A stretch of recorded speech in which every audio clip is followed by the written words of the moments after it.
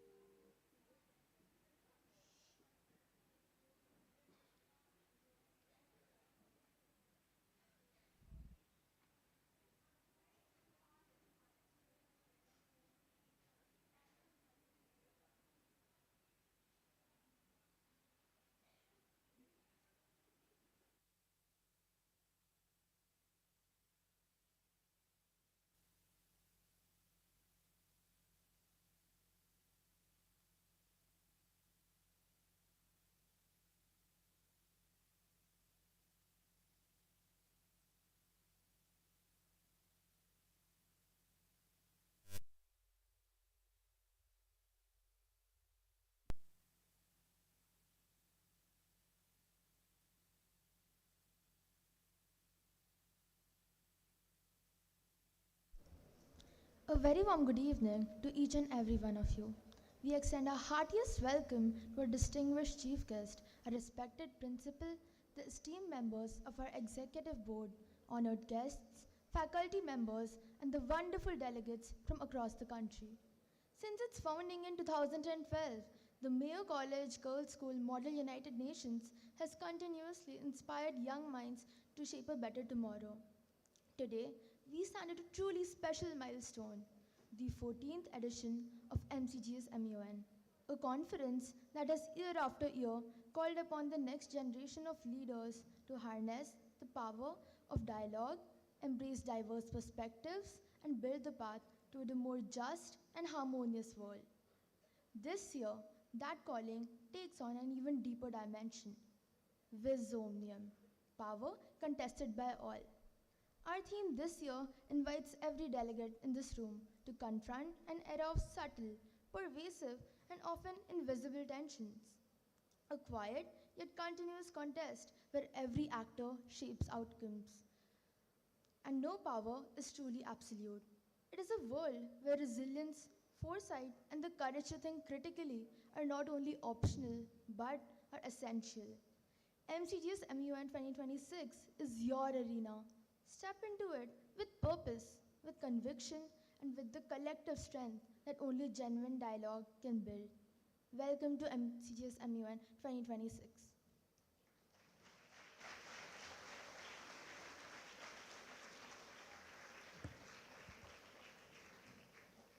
Before we proceed, it is our privilege and honor to introduce the distinguished chief guest gracing us on this occasion. Dr. Markandeya Rai is the President of the Foreign Affairs Committee of the Indian Council for International Cooperation and the Chancellor of IGTAMS University, India. A former senior advisor of the United Nations Human Settlements Program, Dr. Rai also served as former chairperson of the Joint Advisory Committee, which advises UN offices in Nairobi on administrative matters, and has served UN Habitat across various capacities for 17 remarkable years. Elected as president of the Nairobi Staff Union from 2000 to 2003, Dr. Rai has served on the boards of several academic, cultural, and social bodies across the globe. In January 2006, he was honored with the prestigious Hindu Ratan Award. In 2009, he addressed the EU Presidency Seminar at the Swedish Parliament in Stockholm and the Global Parliamentarians on Habitat Conference in Washington, D.C.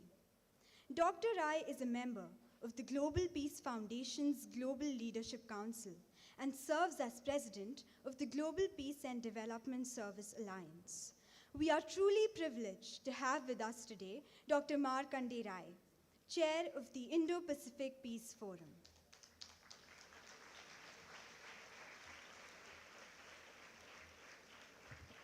I now request Ma'am Neeti to kindly present a sapling to our esteemed chief guest, a symbol of growth, harmony, and shared commitment to a better future. Thank you, ma'am.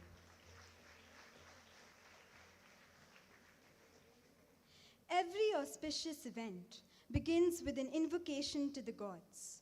This day too will be crowned with a shloka dedicated to goddess Saraswati. As we gather under the theme Vis Omnium, power contested by all, we begin by invoking a force more powerful than any contest, the light of knowledge. The lighting of the lamp stands as a reminder that even amidst conflict, it is wisdom and understanding that guide us forward. We request our chief guest, Dr. Markande Rai, our principal, Mrs. Neeti Bhalla Saini, our vice principal, Mrs. Supreet Bakshi, Director Pastoral Care, Ms. Jyotika Rathore, Coordinator Internationalism, Ms. Ambika Rajbongshi, our MUN Coordinator, Ms. Savina Sharma, and the Secretary General, Sharwani Bhandari, to kindly light the ceremonial lamp.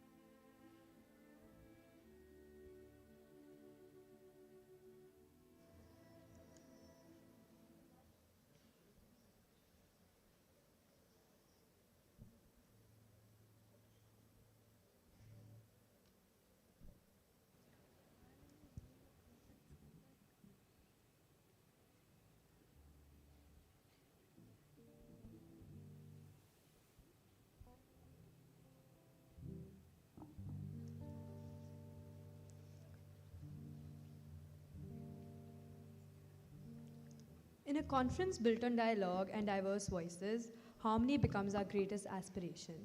And what better way to reflect that than through music, where different notes come together to create something truly powerful. The Mayo College Girls School Orchestra is performing Earth Song, incorporating vocalists and instruments, tabla, sitar, violin, drums, keyboard, and guitar. This is a song by American singer Michael Jackson, which was released on the 8th of November 1995. The song was released to raise awareness for environment and animal welfare. We now present an orchestral performance for you all to enjoy.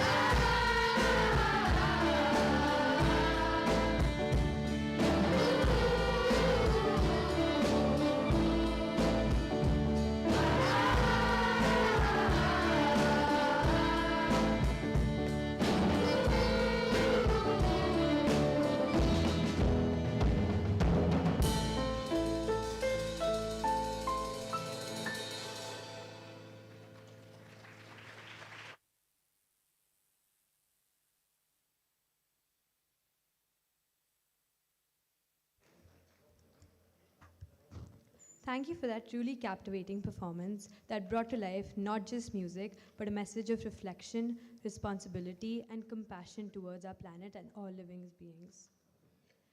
As we prepare our minds for the debates ahead, I invite you to watch our opening video, a glimpse into the spirit and vision behind this conference.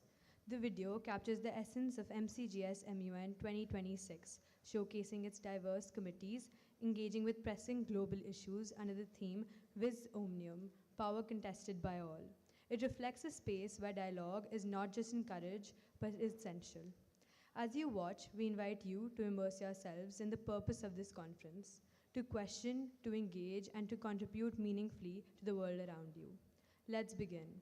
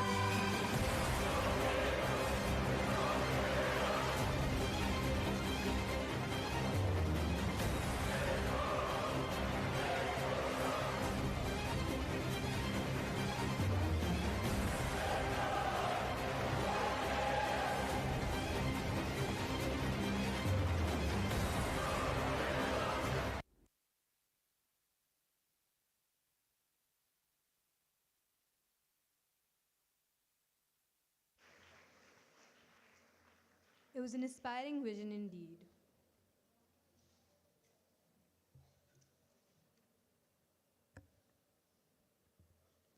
Art and diplomacy have always walked hand in hand. And so, before we move to the heart of our ceremony, we are delighted to present a captivating dance performance by our students. Rooted in the theme of endurance, this performance reflects the strength of the human spirit, the ability to persist, to rise, and to keep moving forward despite challenges. Through grace and expression, our dancers bring to life journeys of resilience, patience, and unwavering determination. With every step and every gesture, they embody the idea that true power lies in enduring, in standing firm through trials and emerging stronger, united, and hopeful. Please sit back and enjoy this evocative performance.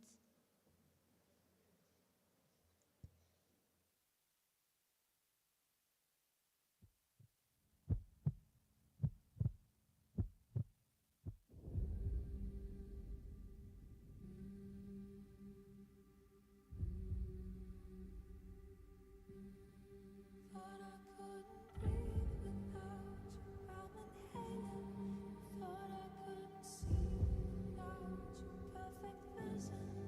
Thought I couldn't last without you, but I'm lasting.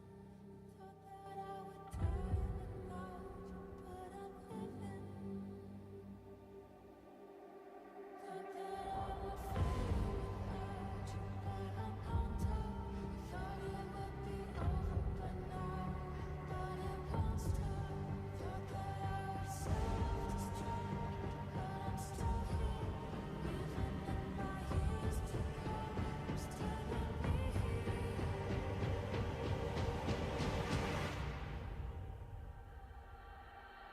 I'm a survivor. I'm not gonna give up. I'm not gonna stop. I'm gonna work harder.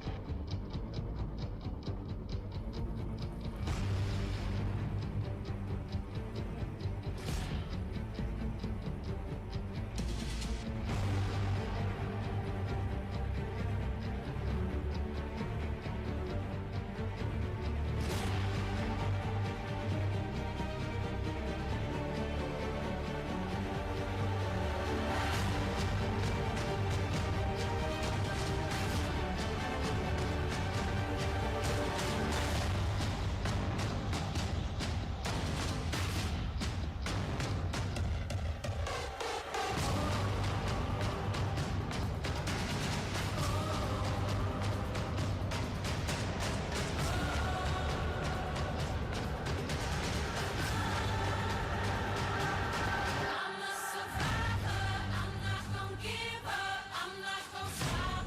I'm gonna work harder. I'm a survivor. I'm gonna make it. I'm a survivor. Keep on surviving.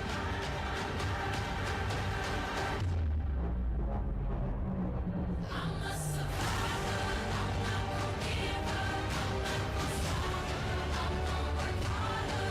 I'm a survivor. I'm gonna make it. I'm a survivor. Keep on surviving.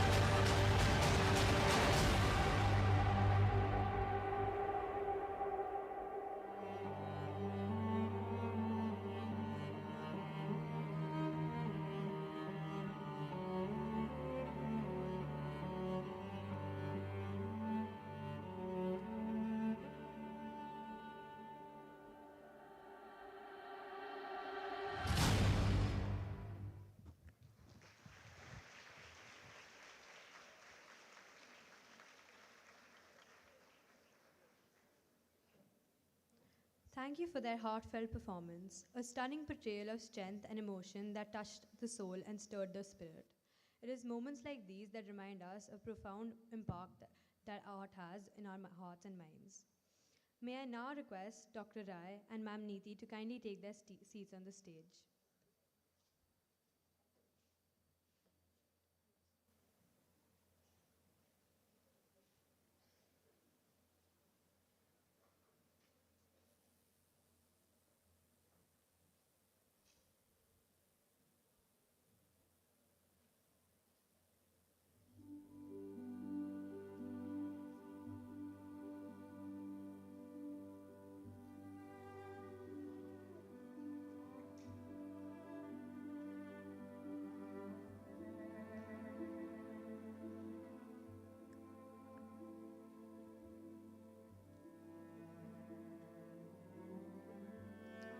It is now our great honor and privilege to invite our chief guest, Dr. Markande Rai, to address the gathering.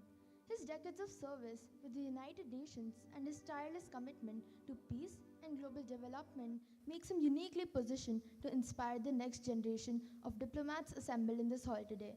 I request Dr. Markande Rai to kindly share his thoughts with us.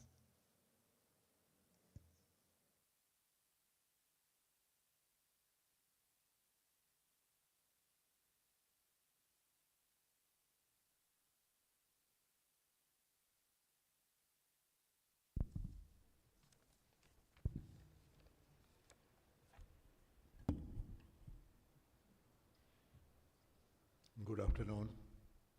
Namaskar. Good afternoon. Yes.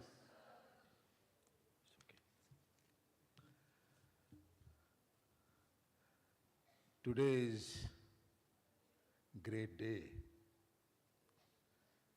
After a long time, I got a chance to walk on the red carpet. Very good experience. And after lighting the lamp, seeing the music and the dance, it is mesmerizing. I thank Honorable Principal,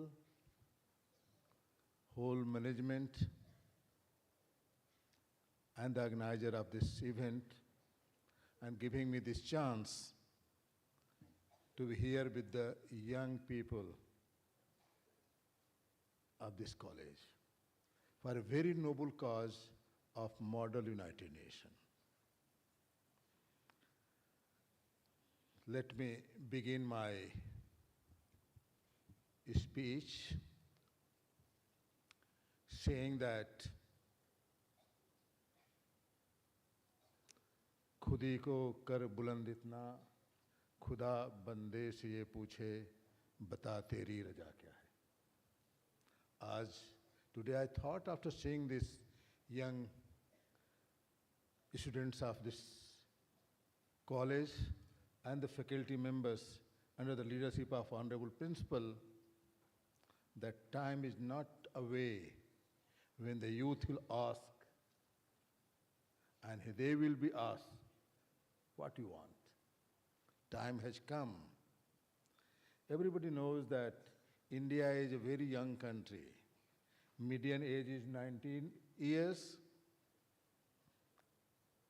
and, median is 29 years, and we have more than 6 million population as young. This is a great demographic dividend, and that is what we are looking for to capitalize. Respected Principal of Mayo College, Vice Principal, Director of Internationalism, Coordinator of MUN, Conference Advisor, distinguished dignitaries, ladies and gentlemen, my dear brothers and sisters, friends in this hall. Now we will call all protocol observed. I'm very pleased to join you all for the opening of MCGS today and witness to the auspicious occasion of at Mayo College Girls School, the 14th Model United Nations Conference, which is starting from today up to 19th. I appreciate the theme of the year, Vis Omnium, which is a Latin word meaning strength of all, power contested by all. Vis Omnium is a foundational Latin motto of this year, MCGS 2026 conference at Mayo College Girls School in Ajmer, and it will serve as the spiritual and intellectual anchor for their annual prize giving and culture program also. Translated literally as the strength of all, the term embodies the school's core philosophy of collective empowerment and synergy. In the context of this year's program, Vis Omnium is more than just a phrase. It is a celebration of the unified effort of the student's body. Core significance is collective identity. It emphasizes that school excellence does not rest on the single individual, but on the combined talent of every student, teacher, and the staff members. Empowerment, it reflects the institution's mission to foster strength in young women, not just physical or academic strength, but the moral and emotional fortitude required to lead, which we have just seen through our two programs. The Mayo spirit, during the annual program, this motto is often showcased through mass drill, orchestral performance, and collaborative exhibitions, demonstrating that the strength of the school is realized when the community act as one family of God, Vasudhaiva Kutumbakam. I'm really thankful to the mentors, organizers, especially Keshav and my good friend for giving training and preparing for this program. In essence, Vis Omnus reminds the MCGS community that while individual brilliance is celebrated, the true power of the institution lies in inclusivity and shared resilience of the people. At the same time, I discovered that motto of the school is "Let there be light," which is casted on the coat of arms, which was composed from the design furnished by Mr. Lockwood Kipling, a former principal of School of Arts, Lahore, and father of famous Rudyard Kipling. The first line of the brochure, which I just carried all the time, is also equally attractive for me. That is, education extends further than four walls of classrooms, which I agree wholeheartedly that I have conveyed it on almost all the occasions, and the first time was in the Banaras Hindu University in 2009, when I was speaking in an international conference, and later on I was honored by the then Vice Chancellor, Dr. D.P. Singh, and I challenged the Banaras Hindu University students that when we have the IT and now it has become IIT, unless the classroom education and learning goes for the benefit of Banaras and improve the urban planning and the solid waste collection and disposal, and to bring the glory of Banaras back, Banaras Hindu University is failing its purpose. And for that, Madan Mohan Malviya has established this university, will not be fulfilled. And then I said, the classroom education should go beyond for the welfare and the help of the society and to improve the quality of life of the people of our mother country, India. And when I saw this line, I was really touched by that one. And thank you so much, Madam Principal. Each and every message from the Honorable Principal, Mr. Niti Bhalla Saini ji, is remarkable. When she is setting the tone of the conference and encouraging youth to participate with sincerity, intellectual curiosity, and openness to deliver point of view. The Vice Principal, Ms. Supreet Bakshi, message is the reality of the fact in today's world that alliances are shifting, humanity is ideologically divided, and uncertainty is looming all the time. You are seeing what is happening in the world. Sometimes people are criticized in the beginning, on 28th of February when there was attack, joint attack by America and Israel, many countries condemned. And I was listening to Jeffrey Sachs, the famous economist from Columbia University, who was the pioneer of the Millennium Development Goal and Sustainable Development Goal, great economist. He was just complaining the same thing, that in the beginning, most of the countries who were critical to Iran, now they are becoming critical to America and Israel. The way they killed 170 innocent children, and you know the war is more dangerous for the women and the children. Innocent people killed. And that's why we always say that peace is our nature, not the war. And any way, war should be stopped.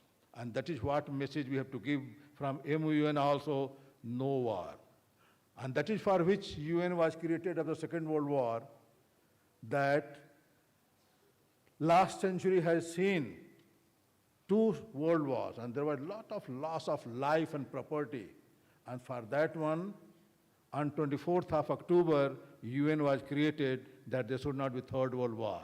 But situation is becoming that world is getting polarized. Now Russia and China is also coming in openly, and it looks like the whole world will suffer from not only price rise, uncertainties, and there will be no much production because there will be no much fertilizer. All the cost of living will go up, and life will become more miserable than before. So I think this MUN has more importance than earlier, when whole world is looking towards a more difficult time when the war is escalating. So I fully agree with the Vice Principal's message. She has put very high hope from the youth for the meaningful change through their action and accountability. She has encouraged youth to participate with open minds and respect for different and contrary views. That is most important, that we should definitely put our positions very clear, very briefly, very focused. But at the same time, we should have patience, courage, and perseverance to listen to other contrary views also, if something coming from the other participants. That is the beauty of the debate, that we should not force, or we should not be reluctant to listen to other contrary views. We should be always honoring, maybe whatever you are saying the truth, but maybe whatever the others are saying may have also truth. So we should be always open to listen the different ideas from different people.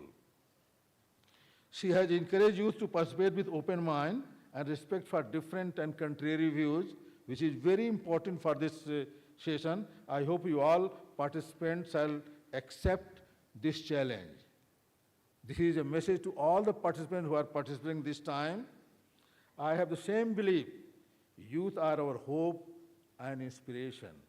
Youth are society's most important and dynamic human resource. I gave this slogan long before: build the youth, build the nation. In 2012, when I was organizing Asia Pacific Ministerial Conference on Housing and Urban Development in Amman, Jordan, that time, the whole world was going through Arab Spring, and many governments from Algeria to Tunisia to Libya to Egypt were changed because youth were not happy, youth were not satisfied. And that name was given Arab Spring, which is not right. It was not spring, but that was the reality, that all the government from Libya to Tunisia to Algeria to Egypt and Libya were changed because of youth unrest. Youth were not happy. And that time, youth was seen as nuisance, troublemaker. And when I had to organize Asia Pacific Ministers Conference as a coordinator from the UN side, I decided to change this perception. And I tried to change this perception, and I gave the dimension that youth is energy. It is great loss that any country does not use it for the positive change and to their sustainable development. Because if youth are seen as a negative and not a nuisance creator and that they are not doing anything good, then it is a great loss of not the youth, it is loss of the country and the world. What youth wants? We should ask. Time has come when we should change our perception. We should not dictate what youth should do. We should ask youth, what do you want? I will tell you what from my experience for many years dealing the youth program in the United Nations system. And biggest youth program is done by UN Habitat, which is based in Nairobi, Kenya, at the world headquarters. You know that there are 4 world headquarters of United Nations.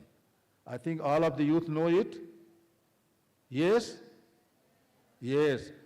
I think you know that first headquarters was established in New York in October 24th, 1945. But before that one, League of Nations was in Geneva, and that building was used at another headquarters of the United Nations. And many of the agencies like telecommunication, drugs and arms control, nuclear arms, that headquarters is in Vienna. And last one, the 4th one, is in Nairobi, Kenya. That is the only headquarters in any developing world.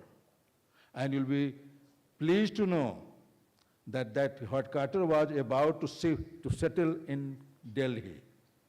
During Indira Gandhi time, when she was the Prime Minister, there was a debate and the resolution was moved.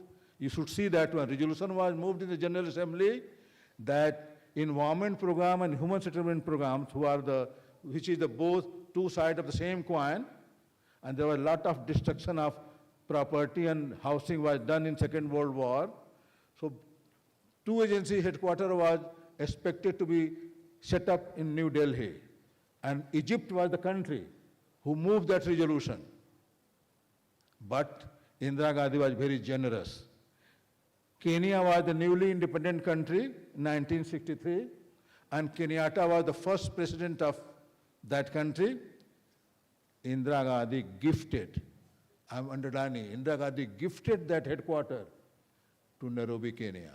Otherwise, that headquarters would have been in New Delhi. That is the generosity of India. That headquarters, whatever is there today, is because India gifted that headquarters to Kenya, to Jomo Kenyatta. And youth wants definitely meaningful participation, engagements in the decision-making process and in governance. Now I modify the slogan. That time I had given the slogan in Amman, Jordan, 2012, build the youth, build the nation. Now I have changed the slogan, and now when India is talking about Vasudhaiva Kutumbakam, and India successfully established and delivered G20 summit in 2023, I changed the slogan before that one. Build the youth, build the world. Still, whole world is very young, and youth can decide how they want to see the today's world and world for tomorrow. The Secretary General of the United Nations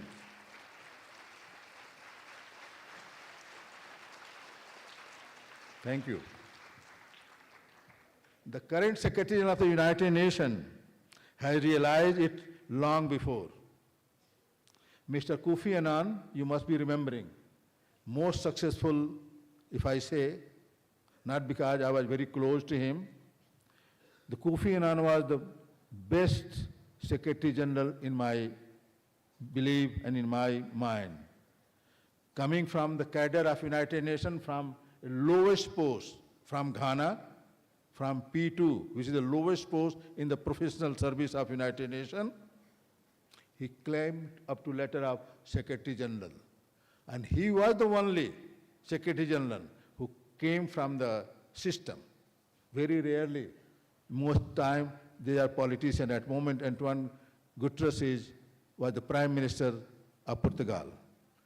Similarly, most of the the Secretary General were the politicians, but Secretary General Kofi Annan was from the cadre, from the P2 to the Secretary General. Great diplomat and fearless Secretary General.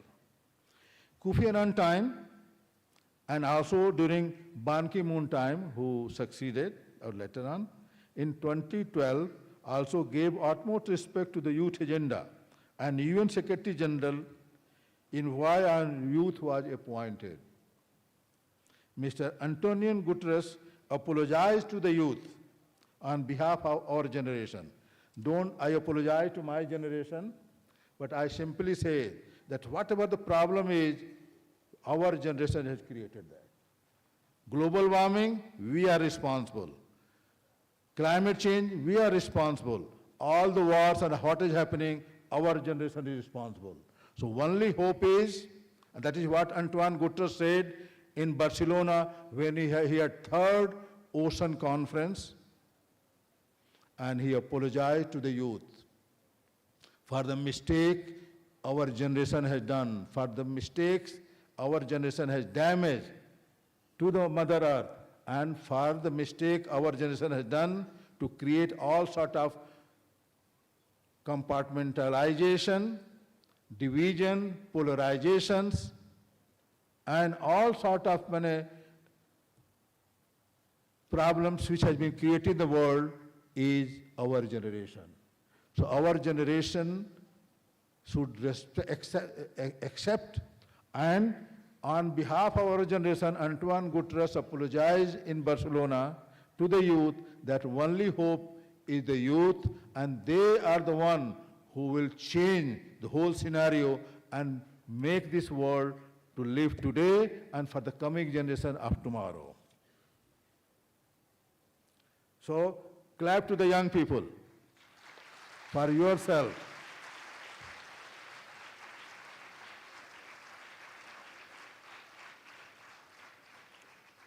As the coordinator of Asia Pacific Ministerial Conference on Housing and Urban Development, I convinced member countries the theme of that conference I put in Amman, Jordan, Youth and ICT in Sustainable Development, which was held in Amman, Jordan, 10 to 12 December 2012.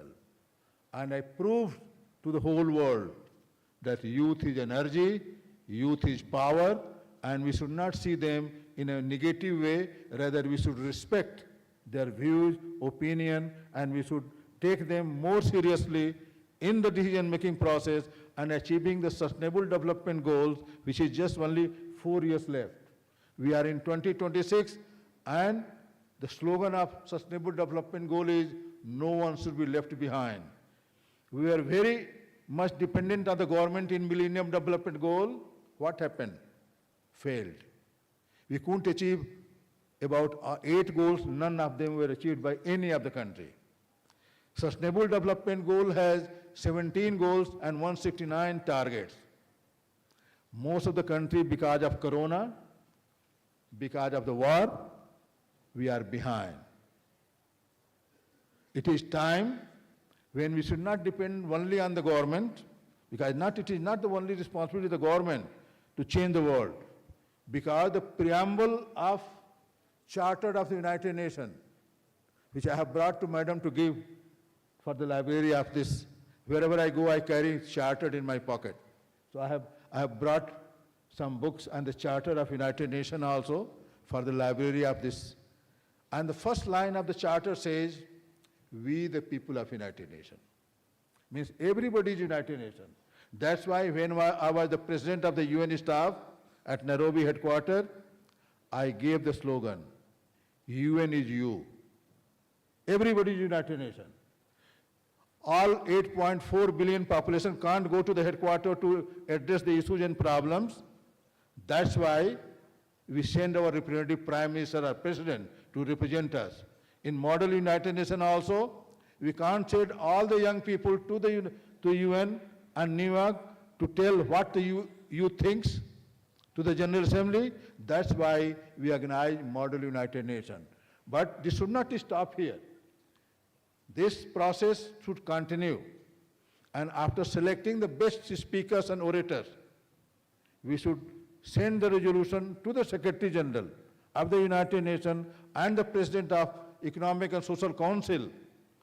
And we should encourage our young people to represent us, represent India on different global issues and problems before General Assembly starts in September. Normally in 23rd, 24th September it starts every year, when our Prime Minister Modi also goes to speak. So I have always taken keen interest in MUN since I was working in UN Habitat at Nairobi, Kenya. And just to tell that I have worked for more than 2 decades, not 17 years.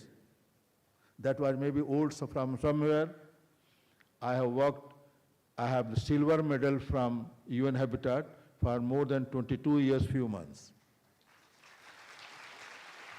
And altogether, I have worked more than a quarter century in the United Nations, sometime with UN Habitat, sometime with UNEP as a consultant, but the core staff, I was a part of permanent staff of United Nations of the Secretariat for more than 22 years.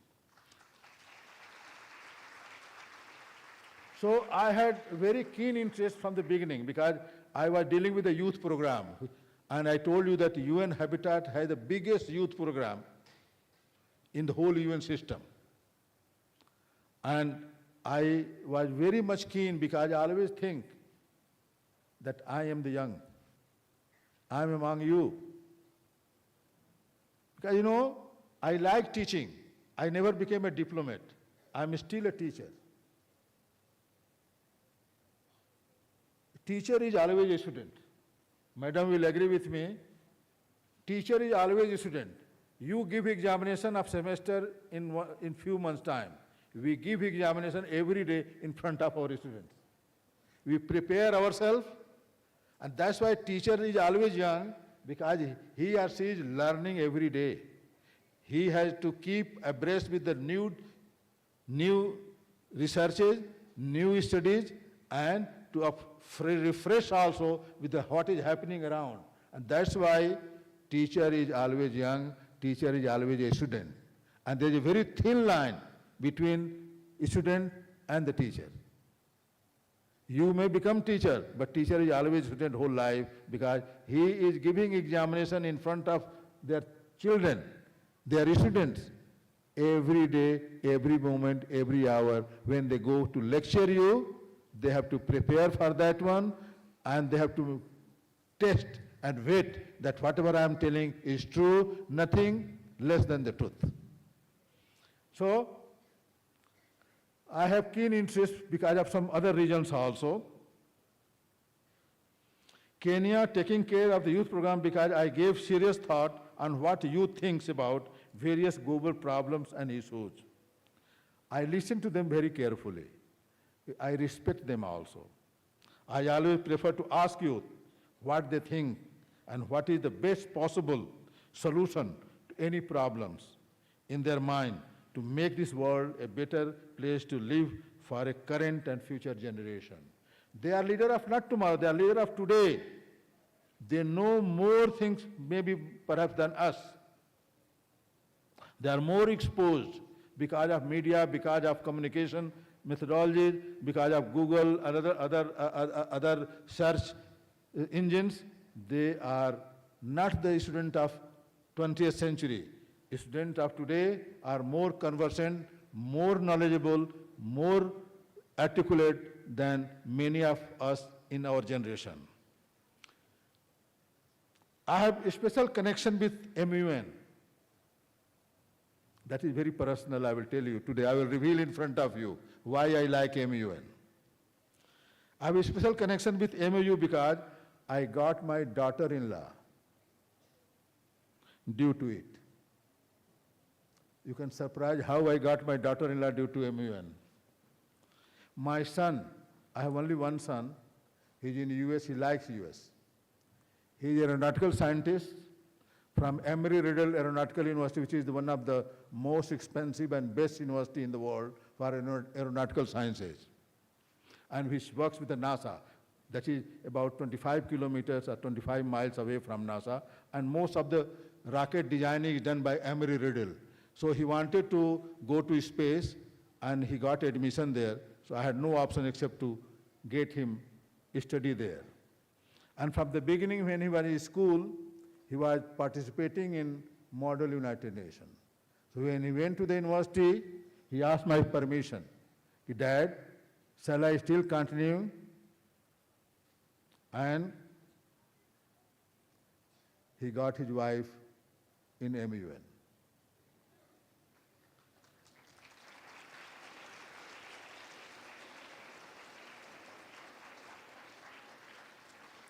That happened in 2018 in Chicago, when both my son was going from Florida and his current wife was going from Columbus. She's an attorney. She's a law graduate from Ohio State University, and he was going as an aeronautical engineer from Florida. Both met in Chicago. Both are Indian. Both were good orators. So they became friends. They started writing emails. When he came to India to meet me in 19, I don't ask, but my wife asked him, do you have anybody in your mind? Very silent way, he said, yes, I know one girl. It came to my knowledge. I engaged him in 19, and 2021, I organized the marriage for her to join her and to become a couple from the MUN. It's not interesting? It is. So,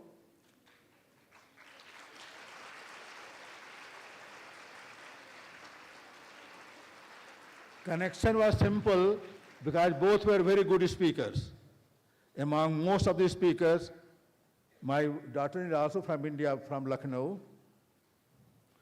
She born and brought up there because her parents are professors there in Ohio State University. And both were good speakers, that's why they liked each other.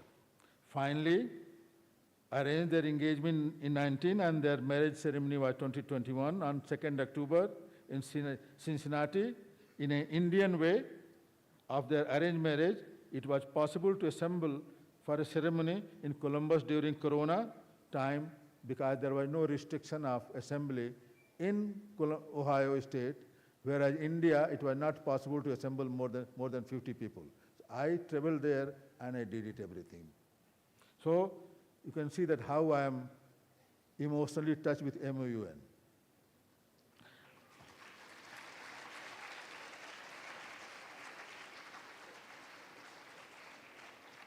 Now, after speaking this one and seeing that there are a lot of feelings about oneness, and your slogan is vis omnium, I thought, and there were a lot of debate and talk today in the morning with Madam also about spirituality, how we are one, how we are vis omnium.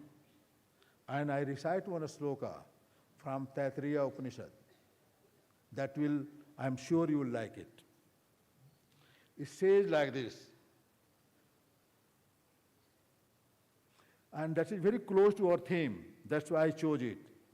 Vis omnium is very close to that theme, and the sloka is like this.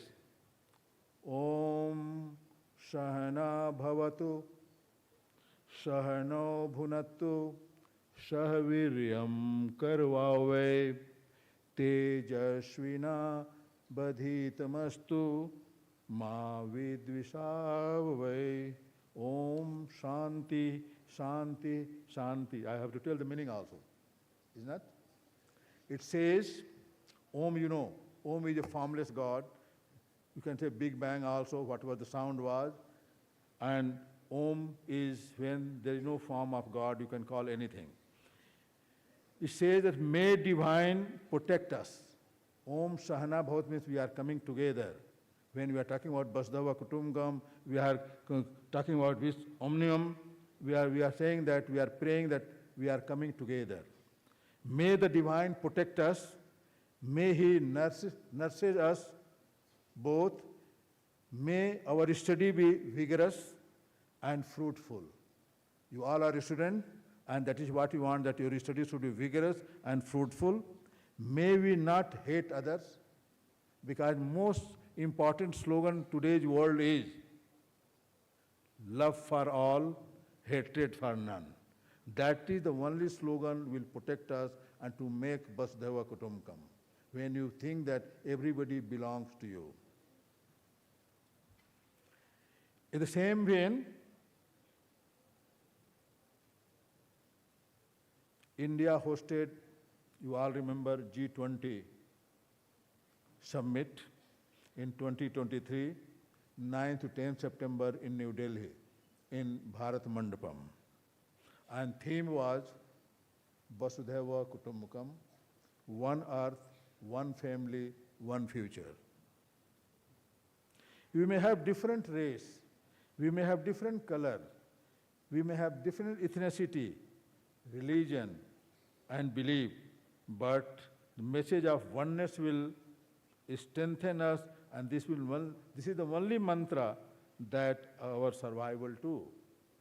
The Charter of the United Nations also has the first line of the preamble, which states that we, the people of the United Nations, determined to save successive generations from the scourge of war, which twice in our lifetime has brought untold sorrow to the mankind, and to reaffirm faith in fundamental human rights, in the dignity and worth of human person, in the equal rights of men and women, and nations large and small, and to establish conditions under which justice and respect for the obligations arising from treaties and other sources of international law can be maintained, and to protect social progress and better standard of life in large freedom, and to these end to practice the tolerance.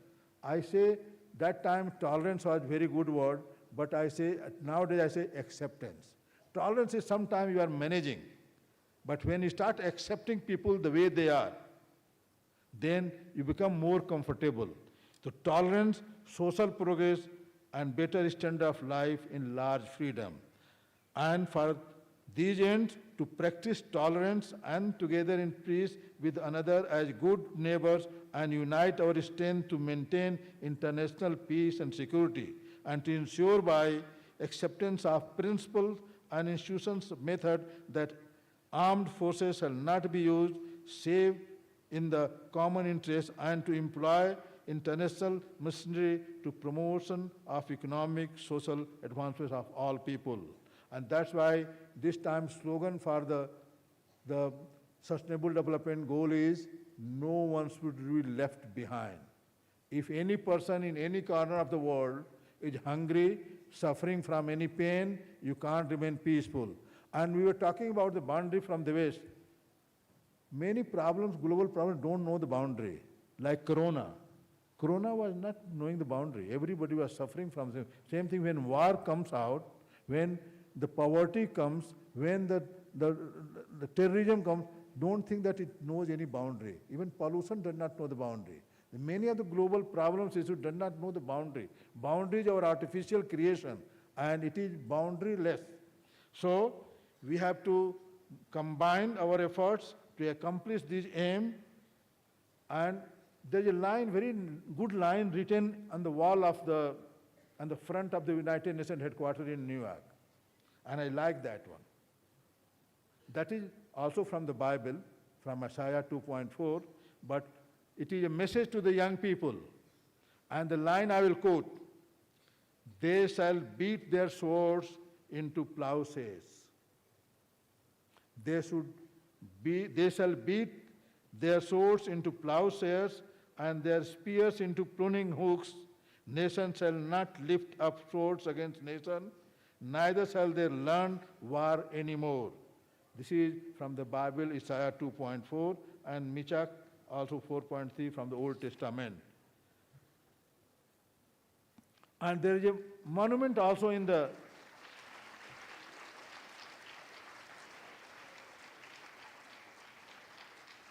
and I don't know how many you have visited sometime headquarters in New York? Anybody? Can you raise hands? Any of young people have visited? I think it's better sometime a trip. Time has come when you do good in UN, I will appeal and I will support also to Honorable Madam Principal that our students who are champion of some of the global issues and problems this time, they should be taken to New York to show the headquarters, General Assembly, Security Council, and how the different committees function. I know that you have been given good information from Devesh. I really admire him, and Keshav also, about different committees and how the Security Council. But seeing is believing. If you listen and read books on political science about how the parliament functions, it is a whole book. How the speaker sits, how the ruling party sits, how the opposition sits, how a motion is moved in parliament, how the debate takes place, how the voting takes place. But if you go to parliament in the visitors gallery and see 1 or 2 days of the functioning of your parliament, they no need to read the book. You understand very well what is the role of a speaker, how a motion is moved, how a question is raised, how the point of order is raised, and how the ruling and opposition party behaves. Similarly, when you are participating in MUN for many years, it is the 14th one, I salute again Mayo College of Girls School for organizing this 14th annual event. Time has come when our successful speakers of this time should be encouraged and should be taken to the United Nations headquarters to show them how the General Assembly and Security Council functions. Best time is September. I will let you know when there is an informal consultation. Normally the General Assembly starts on 23rd or 24th of September, normally, maybe 1 day before or later. But before that 1 or 2 weeks, there is a consultation between the champion of the global issues by young people and what is the young people voice, and by the NGOs also.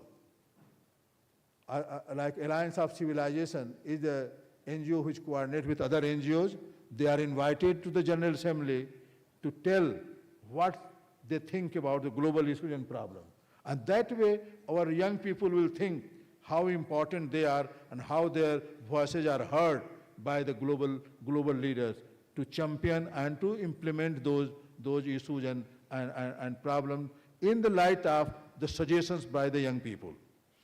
So I think it's good to tell how the UN functions. I mentioned to you that UN was created in 1945 on 24th of October. Charter was signed in June, 26 June, but it implemented, promulgated on 24th October 1945. And UN was created, if you ask me, I always try to summarize for a simple way how, so that you can understand. UN was created only for 3 things: peace, development, and human rights.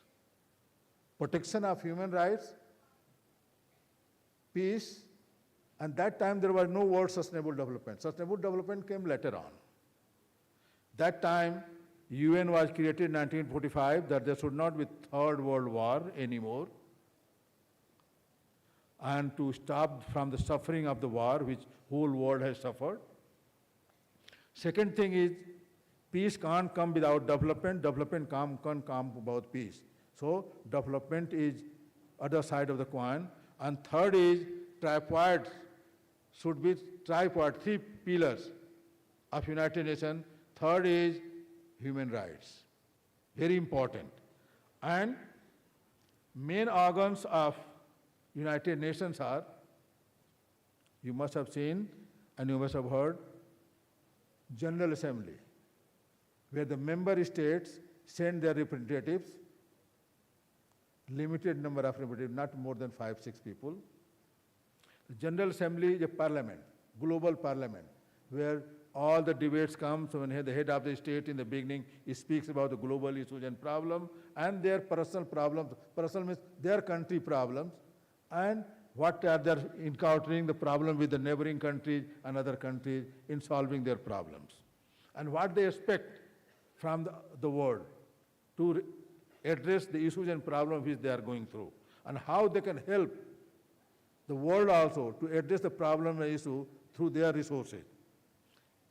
Most important second organ of United Nations is Security Council, which meets regularly and which has 15 members, 10 are non-permanent members, and 5 are permanent members, which has the veto power. You know who are they? I think you know that one. America, France, China, Russia, and okay. So it was earlier 12, or it was amended, charter was amended, it was made 15. Before that it was only 10. Again the reform is going on. I will encourage the management and the students also. There is online suggestions, guidance and input to that reform. And our school, our college should participate in the reform process. Today is not time to talk about, I have my agenda and I had presented that one to Ban Ki-moon. He liked very much when he was the Secretary General. How the UN should be reformed after 80 years of serving. Now it is 81 years this year, but last year was 80 years. And when Ban Ki-moon was the Secretary General, I gave the presentation how UN should be reformed and how the Security Council should be reformed. First thing is, Security Council is misnomer. UN was not created for security. UN was not created for sending army. UN was created for peace. That's why I said tripod. Peace, development, and human rights. So it should be called Peace Council, not Security Council. Secondly, veto power was the mistake. And I had suggested that in spite of expanding, India also want to become member, Brazil want to become member, South Africa also want to become member, because the known country from Africa is a member of the Security Council. Japan is not a member. Every country wants, Germany want to become member. If we start expanding the Security Council, all 193 countries will become the member of the Security Council. And that will be difficult to manage and monitor. So, suggestion was that it should be reduced the number. And every continent should have one representative. How many continents we have? 7? Maybe you can say East Europe, West Europe, North America, South America. And that way, it should not go more than 9 to 10. Asia also, you can say West Asia, East Asia, because of population, and 69 countries in Asia Pacific countries. So, if Asia Pacific is so big in population in the term of area also, if you can think of having West Asia and East Asia, but maximum 10, and each and every area, sub-area or continent should elect. If India wants to become member, let Asia elect. Let India become member. After 5 years or 10 years, whatever the tenure, let again re-election, and if China or Pakistan, any country is elected by all Asian countries, let him become the member of the Security Council. And that way, the competition can be stopped. And the race can be stopped that every country wants to become the member of the Security Council. So those things are the food for thought for the young people, that you should think how the UN should be reformed, how it should be more effective, because you all know UN had not remained any more effective.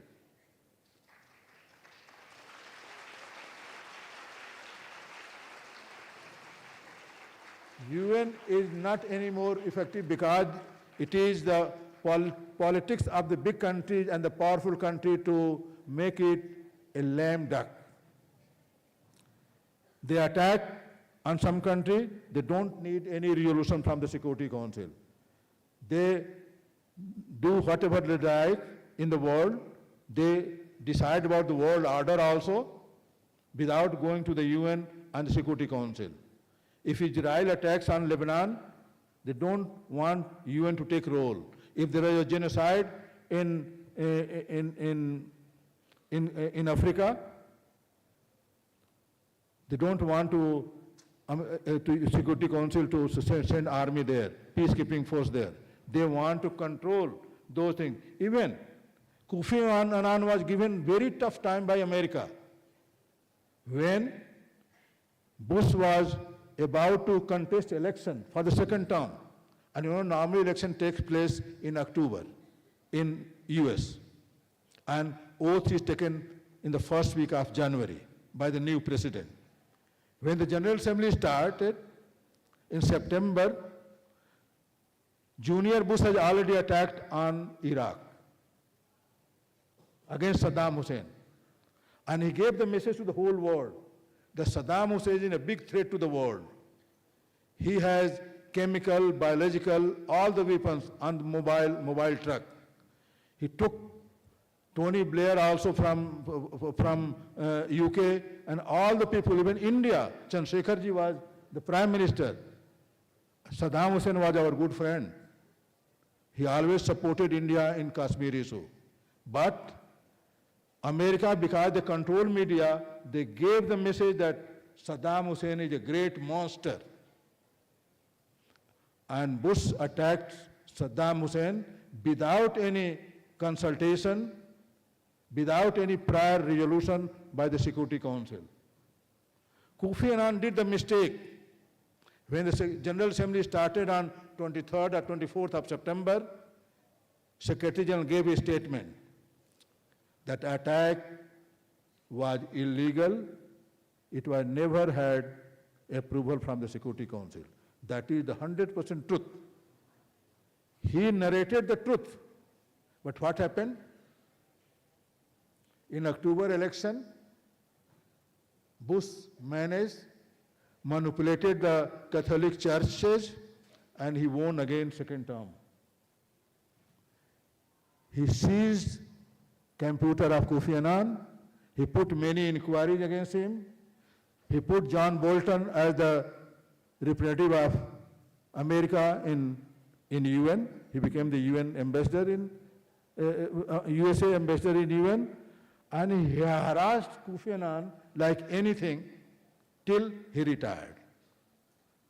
His whole meetings, whom he's meeting in Geneva, whom he's meeting in New York, all the hard disk was captured by USA. And finally, what we got? We found Saddam Hussein had nothing. The guy had no guns even. He was hiding in a well. He was captured by Bush administration, and ultimately he was tried to hang. Same thing happened with Gaddafi of Libya. So many big countries, like when take example of a war between Ukraine and Russia, you people should debate why this war was. Earlier Pope Benediction, he has told very clearly, it's not war of Russia and Ukraine, it is America who is fighting war. 3 days before, between Israel, America war against Iran, current Pope, who is American, who also spoke against Trump. And now Trump is saying he is Pope because of him, because he is in the White House. So these are the things which young people have to discuss and to see that how the big countries are weakening United Nations, which is the only global parliament which has the power to have the treaties, pact, and law and act on the sea, on the air, on the telecommunication. No other country And I have the witness to that one. I was given a challenge in UN because later on I was not given any work except some challenges in UN system. You know that you have the African Union, am I right? You have the European Union. You have the Latin American, MUNIRBI as the Latin American Countries Union. Do you have Asian Union? Do you have Asian Pacific Union? No. Why? We have the ASEAN, we have the SAARC of 8-9 countries, which is also not functioning well because of India-Pakistan relationship and maybe lot of politics in that one. No project is going on SAARC and ASEAN. They are not doing any much constructive work. And that's why I was given challenge in 2005 to unite Asia-Pacific countries on one platform. And I took the challenge and organized that conference in Vigyan Bhavan with the support of Government of India when Manmohan Singh was the Prime Minister, whom I met in 2005 in New York, in General Assembly. He was requesting member countries to support him to become the member of the Security Council. No, at that time in the New York, it's very easy to meet with the Indian Prime Minister and the foreign ministers, not in India. It's not possible to meet here in Delhi. So I was representing UN. I walked to his place and I told him that nobody supports you to become the member of the Security Council. And you remember that 2 years before, Japan defeated you when you contested for the non-permanent member of the Security Council. And then he looked towards me. Natwar Singh was the foreign minister. You remember Natwar Singh? No. I think you should read his book, One Life is Not Enough. He has revealed what mistake India has done and why China attacked on India, how India supported China to become the member of the Security Council, and himself or herself didn't become the member of Security Council. All sort of things. Natwar Singh was the ambassador in UN also. He was the foreign minister, and he was very close to the Nehru family. His book is very interesting, and that's why he lost his position also, and he is lost from the Congress also. But his book is very important because he wrote One Life is Not Enough on his experience, what was the politics going on in India at that time. So I think, let me move because time is running and people say that human mind concentrates only up to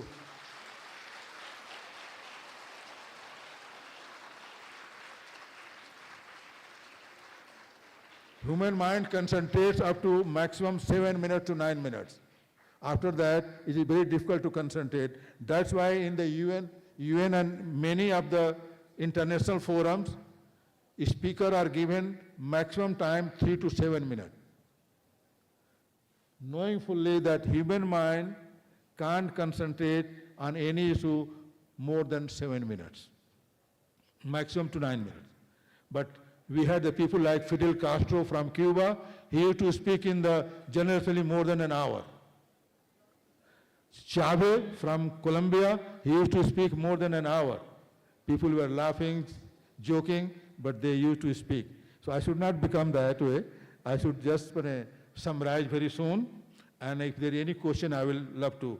So after Security Council, the most important body is UN Economic and Social Council that deals with all the development agenda in the world, and they get the report from all the organs of the United Nations to take those recommendations and the reports, including yours also, will go through the UN Economic and Social Council to the General Assembly.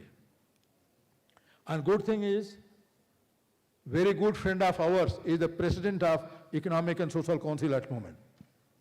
He is Ambassador of Nepal. Few months before he was elected, and I met him on 24th of October last year in his chamber. Meeting was for only 5 minutes, but meeting lasted for 1.5 hours because he loved to talk with me. His name is Ambassador Lok Bahadur Thapa from Nepal, and it was the Asia turn, so Nepal ambassador is elected as the president for 3 years of UN ECOSOC. He is very accessible. I have invited him to come to India, and hopefully he will come very soon by May, June to visit India when he will be a little bit free. So we should be in touch with, and he should know that this college is organizing regularly MUN, and our report will reach to him to take to the General Assembly.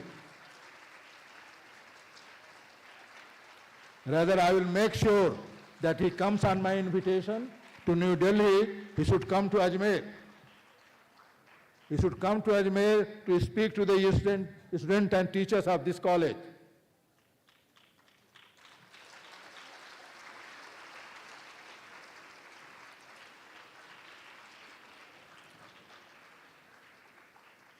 And fourth important organs of United Nations is trusteeship council. When there is a dispute of land or some areas, then trusteeship council works on that one. I heard from Keshav and Devesh also that they are talking about International Court of Justice. You will be proud to know that it is still recently the Chief Justice of International Court of Justice was who? Justice Bhandari from India. India gave Chief Justice of International Court of Justice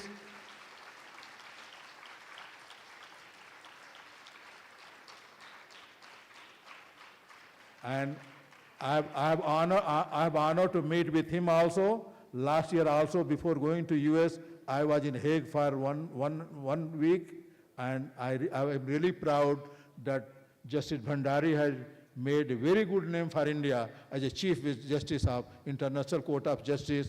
And you know where is that? Where that International Court is based? It is based in The Hague, the Netherlands.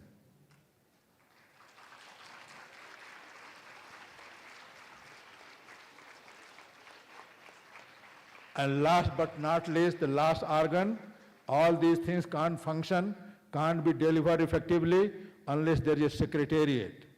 And Secretary General has a secretariat where I was also a member of as a permanent member of the secretariat. So these are the 6 organs which are most important. Otherwise, there are many committees, 5th committee, 2nd committee, 4th committee deals with the budget, policies, and maybe the posts and so on and so forth. And United Nations, briefly, if I go just to summarize, works in these 4 broader areas. These are the 4 broader areas where UN works. First is peace and security. That is the most important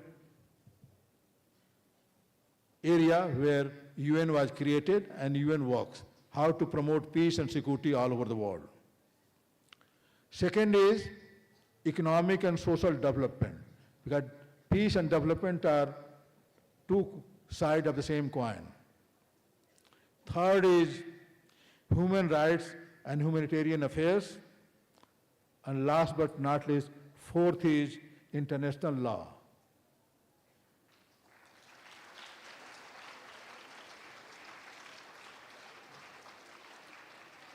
None of the country has the right to invite any international conference of all the governments, or some of the governments. It is the only UN has the mandate.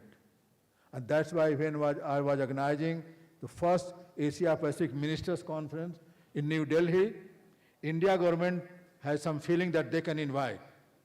But when I convinced, I brought the no country will come if you invite. Which capacity will invite? Only I can invite on behalf of the UN, because UN has been mandated to invite. If you ask any information to any country, they will not give information. But UN has a right to ask information from population, to economic, to crime, to any data from any country, and they are obliged by their oath of membership to give that information, and UN can compile those information in different documents like demographic yearbook, the urbanization prospect, or maybe the crime data, maybe the ranking of the country in different social and economic indicators. But only UN has the mandate. None of the country can ask data from any other country, and no country will provide. That's why the conference was successful in 2006 in Bigyan Bhavan, when President Kalam was the one who opened this conference, and 42 countries participated, including Pakistan and China, in 2006 in Asia Pacific Minister Conference. And I set up the secretariat in New Delhi. After my retirement, it has gone down, but that time my aim was to leave a legacy to organize Asia Pacific ministers or countries on one platform where they can discuss, share, and exchange, and maybe cooperate and coordinate and support each other for development of the whole Asia Pacific country. Still, I have not given. I am talking about now Indo-Pacific Peace Forum, for which I am the president.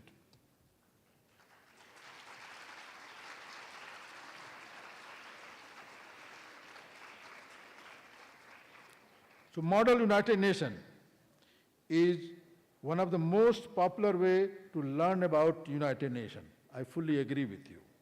For students globally, educational institutions hold MUN conferences so students can hold UN-style debates and conversations. However, not all students may be entirely familiar with the roles played by UN diplomats and staff. And I will give you 2 lines, the origin of MUN. I think most of you must be knowing, but I thought and at UN headquarters in New York, the UN later organized 3 global MUN conferences in 2009 and 2011.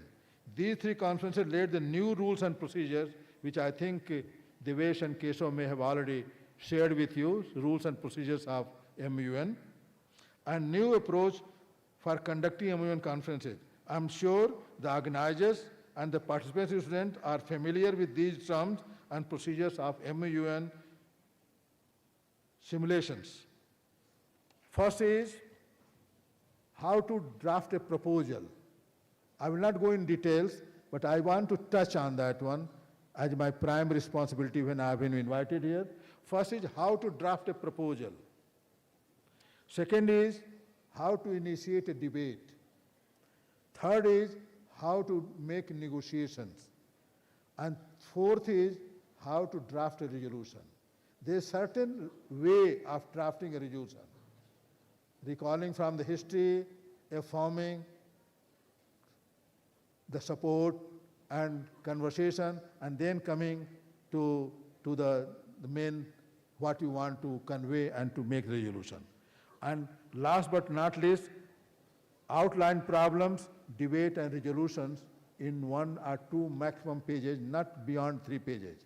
You should not go beyond because people get loose. And it's always by paragraph. Paragraph should be numbered also because people can quote which paragraph of preamble or recalling you are mentioning too. So it is easy for anybody to say that, oh, resolution was passed under paragraph this and this, it was said like this one.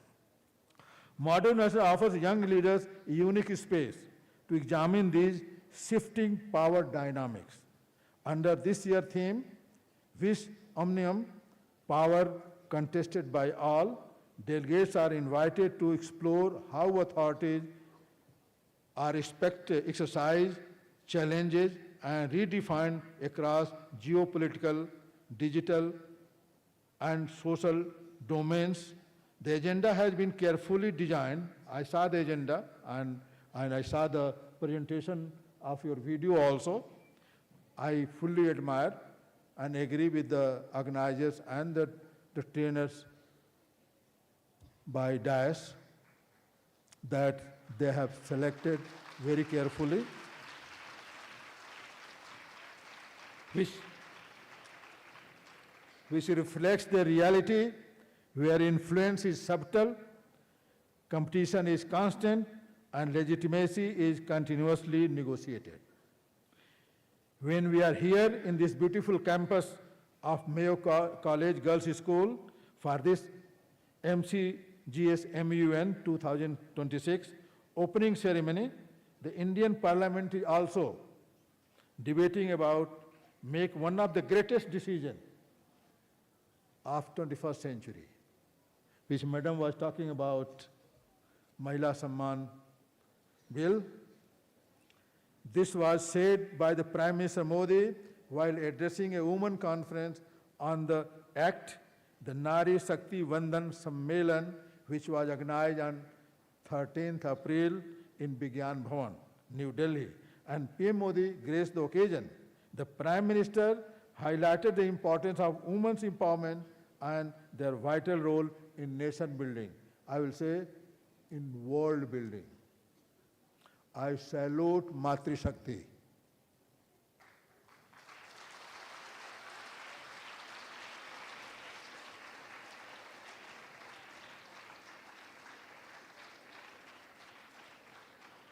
We are very close to the issue when 2 days before we celebrated Baisakhi, which has great religious, cultural and historical values. It was the day when Khalsa Panth was founded by the 10th Guru, Sri Guru Gobind Singh Ji, in the year 1699.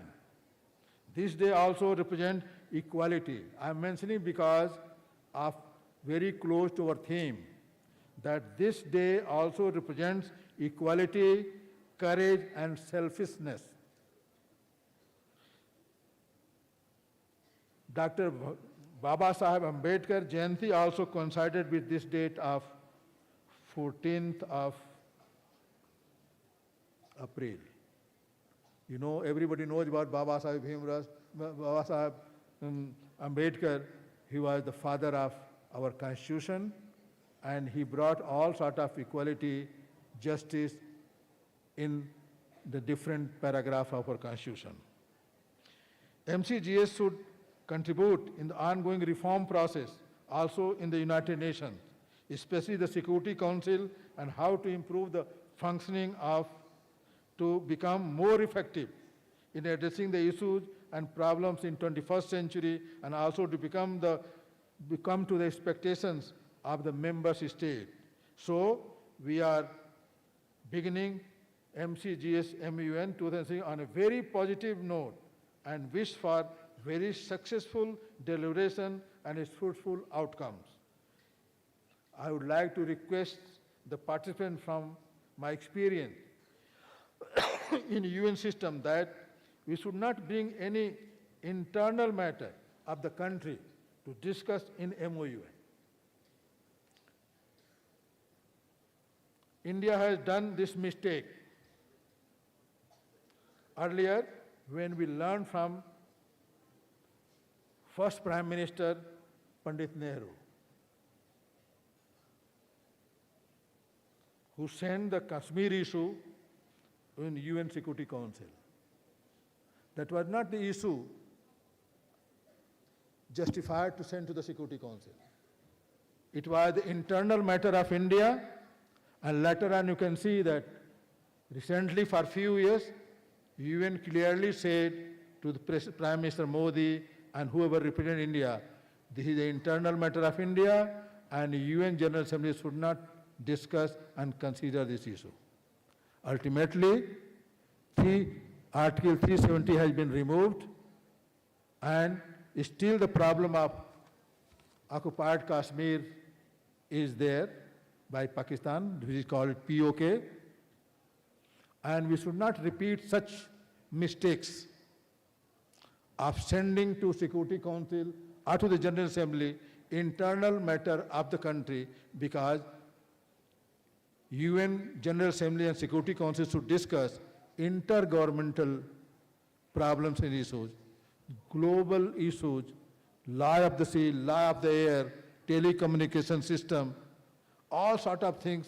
UN was created as a global parliament to discuss the global issue problem, not the problem of internal of Naxalite in Chhattisgarh and problem of backward and forward in Bihar and other places. We should be very mindful that what type of issues we are discussing in the MUN. Secondly, the proposal to be tabled and raise any issue in the UN should be well articulated and focused, including the debate by the representative of India. When India brought the issue of Kashmir to UN Security Council by the then Defense Minister and de facto Foreign Minister, Mr. V.K. Krishna Menon, who was a great orator, but his filibustering speech on 23rd January 1969 and also in 1963 made members bored and tired, and the decision went against India. Again, by the same person following 1962 Sine-India War, Mr. Krishna Menon addressed the United Nations to represent India's position, though he had resigned as a defense minister in November 1962 due to military defeat and made members against India. So what I'm talking to, that when you set a proposal, any agenda, the discussion should be very brief and focused. Krishna Menon's mistake was only one, that he spoke more than 8 hours. More than 8 hours in the Security Council and General Assembly, and countries who were in favor of India felt very bored and said that they are not interested to listen anymore, and China got benefit of that one. So we should be careful learn lesson from that one. And finally I will say, I'm not a BJP man. Don't take me other way. I'm not a RSS man also. But I like some of things, whoever is. I like and agree with our current Foreign Minister, Jaishankar, S. Jaishankar, when he said to the Parliament recently that Krishna Menon has a record of giving longest speech in UN, which I can summarize in 6 minutes. We have to learn that one, how to summarize any big issue in a very limited time, focused to the point. And that is the beauty of debate in MUN.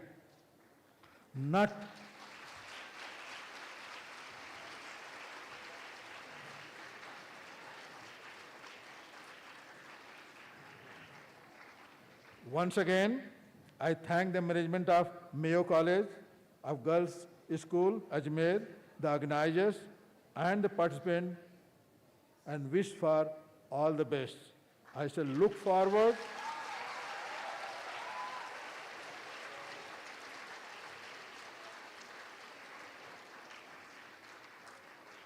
and finally, let me say one word. I am here because your mentor, your trainer, Devesh, who approached me and he made me to come here. Keshav and Devesh, they need clap and whole dais who are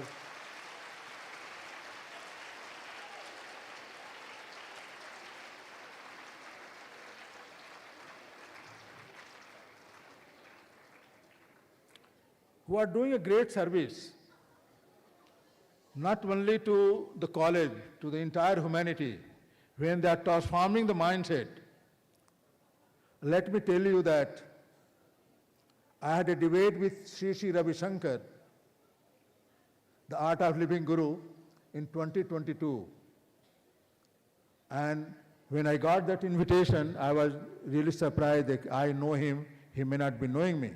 But I was told no, he wants a debate on 5th of June on World Environment Day. And I was told to present a topic also.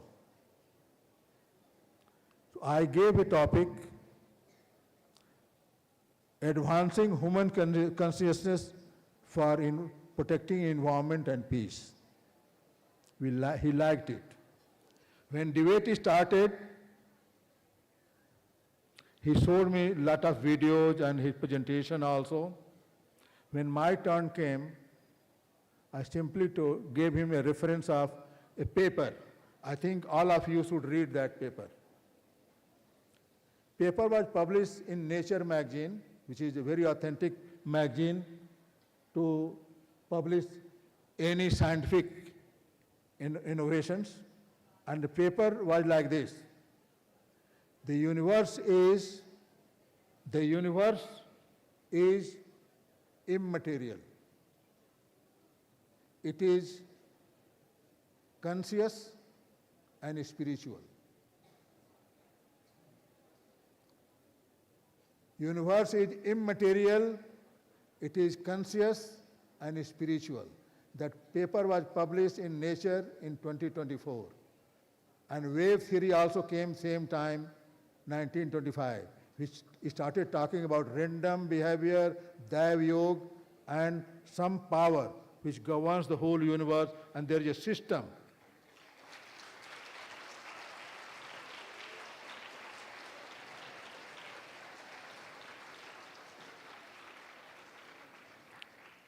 So I am saying that now time is changing, and I'm seeing these young people who were either dancing or playing. I feel that this is the beginning of a new era.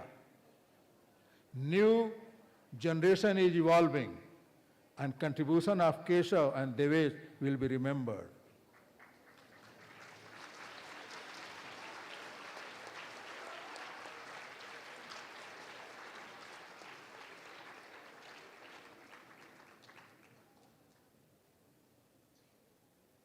Let me close now. It's a long time.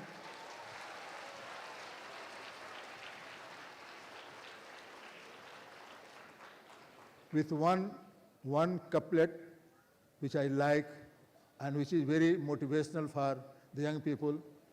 Jindagi ki asli udan baki hai. How many have heard?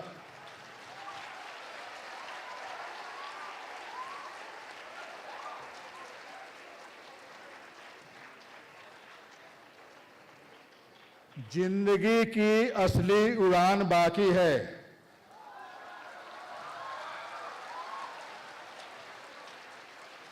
आपके इरादों का इम्तिहान बाकी है.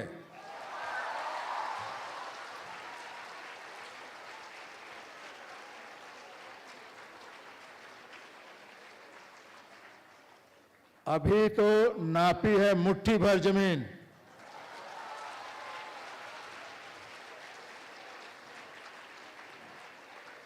अभी तो नापी है मुट्ठी भर जमीन.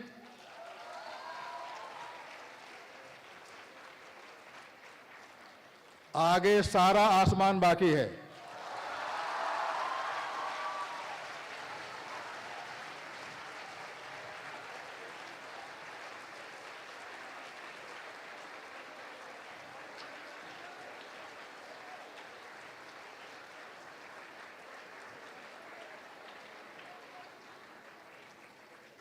I'm here tonight.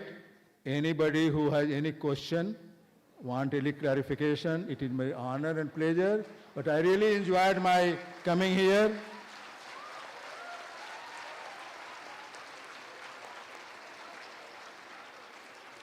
Thank you so much.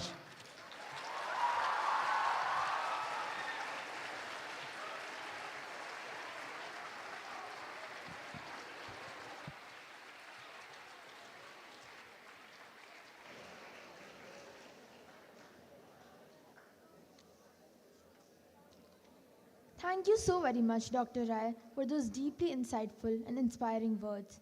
We are certain your address will remain with our delegates throughout this conference and well beyond. I would now like to request Ma'am Neeti to present Dr. Rai with a small token of our gratitude.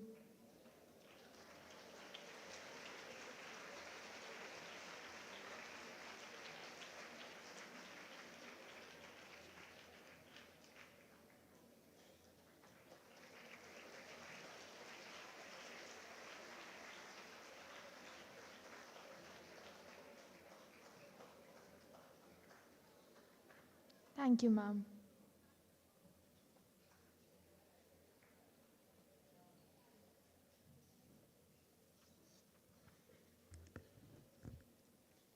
An MUN is only as strong as the minds that guide it, and we are immensely proud of the distinguished individuals who form the executive board of this conference.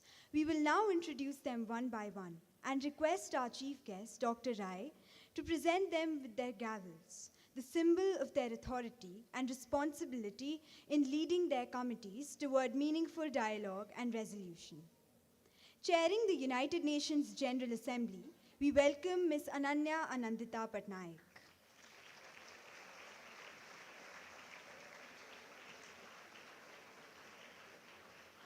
An educator and researcher focused on dialogue, youth leadership, she holds degrees in psychology from Ravenshaw University and criminology, forensic psychology from LNJN National Institute of Criminology and Forensic Science. Associated with the DICE, she has chaired MUNs and trained at institutions like Mayo College and Shiv Nadar School, and contributed to Project Karuna, promoting compassionate healthcare practices. The committee's vice chair is Diya Vishwanathan, and rapporteur is Siddheshwari Shekhawat.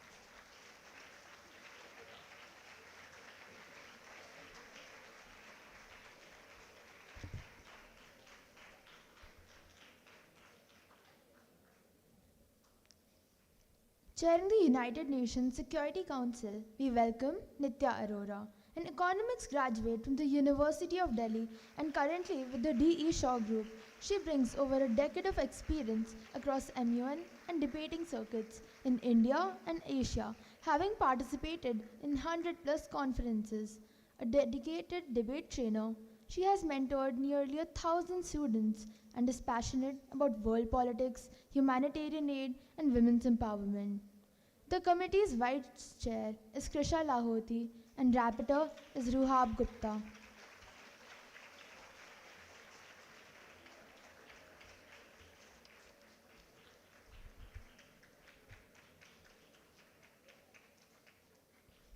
Chairing the United Nations Women, we welcome Mrs. Sakhi Devan, a psychology graduate from a minor in political science from Lady Shri Ram College for Women, University of Delhi. Her academic interests bridge human psychology with international relations. With the DIAS, she is engaged with over 600 students across India, including from Mayo College Ajmer, Shiv Nadar Group of Schools. She has also served as editor-in-chief of the National Service Scheme at LSR, reflecting her leadership and social commitment. The committee's vice chair is Navya Mundra, and rapporteur is Rudrapriya Singh.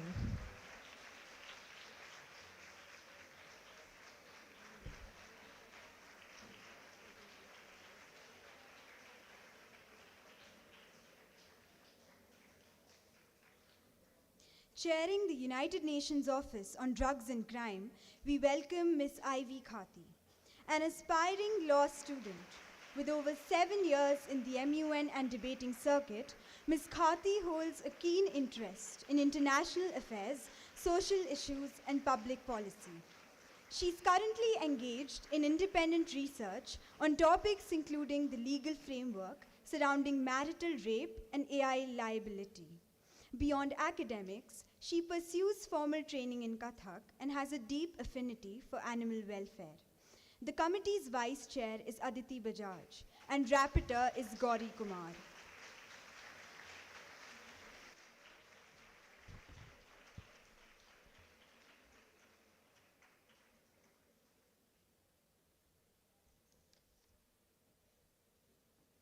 Chairing the Historic Crisis Committee, we welcome Ms. Karmanya Nathawat, a third-year student at O.P. Jindal Global University, pursuing a bachelor's in diplomacy and foreign policy. Ms. Nathawat has a keen interest in international relations, global South studies, and national defense and strategy.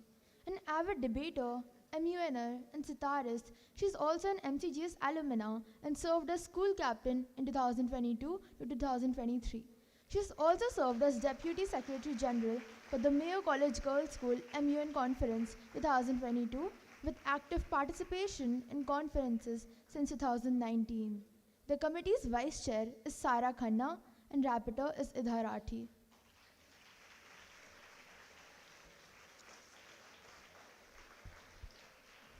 Chairing the Futuristic Crisis Committee, we welcome Ms. Muskan Ajitsaria.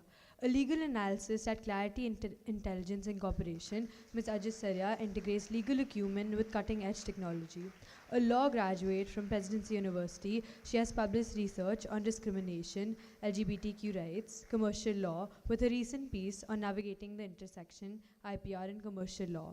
A national level debater, she has led dialogues in gender, education and climate and international forums and formerly served as project associate at the dais. The committee's vice chair is Nainika Kejriwal and rapporteur is Ananya Shri.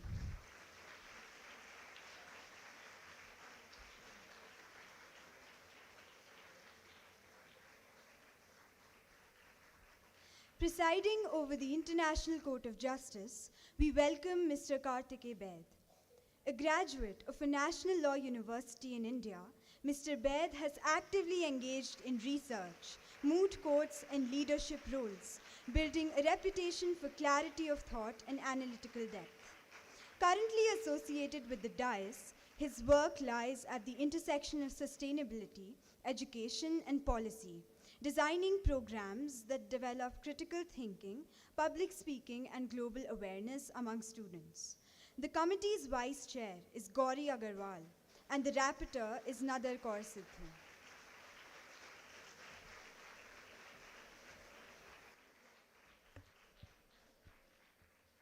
Chairing the All India Political Parties Meet, we welcome Mr. Parth Agarwal, a graduate of the University of Delhi and public speaking and leadership trainer.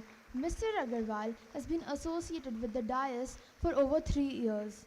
His work focuses on diplomacy, negotiation, and structured communication, shaped by sustained engagement with MUN conferences as board delegate and executive board member. He has conducted training programs at institutions including Rashtriya Military Schools, Shiv Nadar Schools, and Mayo College Ajmer, and has served in advisory and academic roles at multiple conferences. The committee's vice chair is Navya Baldwa and rapporteur is Vanshika Rumta.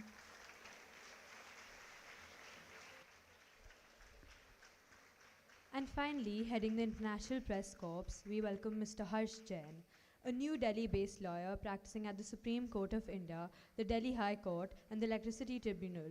Mr. Jain is passionate about human rights, transparency, and green energy. Associated with the dais for 9 years, he has trained students in public speaking and MUN across Mayo College Boys School, Shiv Nadar School Gurugram, Sunbeam Schools Varanasi, among others. Outside the courtroom and classroom, he is an adventurous sports enthusiast with a keen interest in news reporting and data authenticity. The committee's vice chair is Diksha Jain and rapporteur is Veda Singh.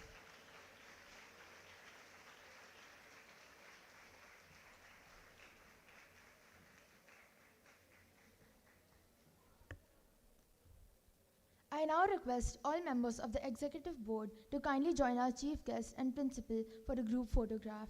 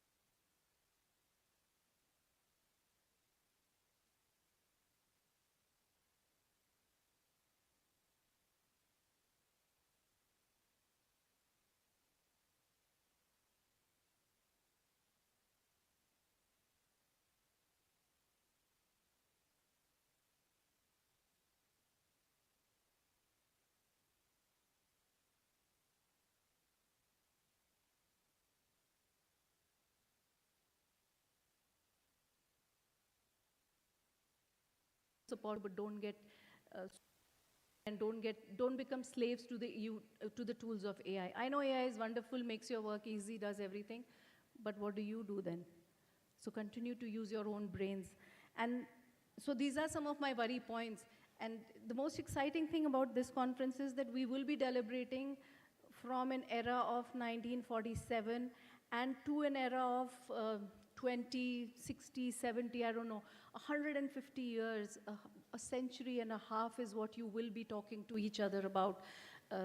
Going back into the past and some committees going into the future, which we haven't seen.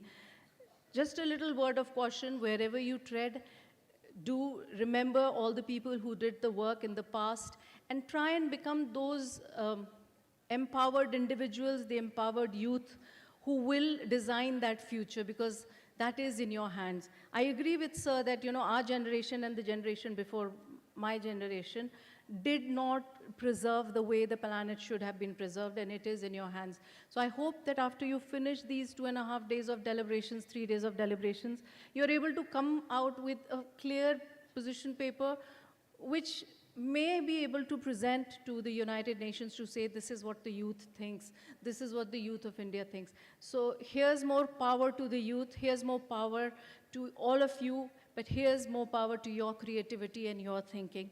Thank you once again for joining us and being here.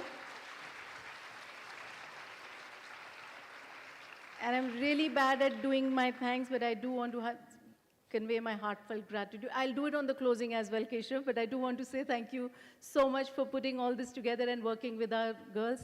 To my core committee members, to the secretariat, the amount of work that they've put in and how they have been working throughout all the days and nights, but also next few days they'll continue to work. But what very important would be for all of them to reflect as they go back and as this event finishes. And that will be equally important for all the participants to reflect each day what you do, how you're learning. So here's to all of you. Enjoy your learning, enjoy your creativity, and make new friends. Thank you, everybody. Thank you, ma'am, for those motivating words. I now request our respected principal and our distinguished chief guest to kindly take their seats in the audience.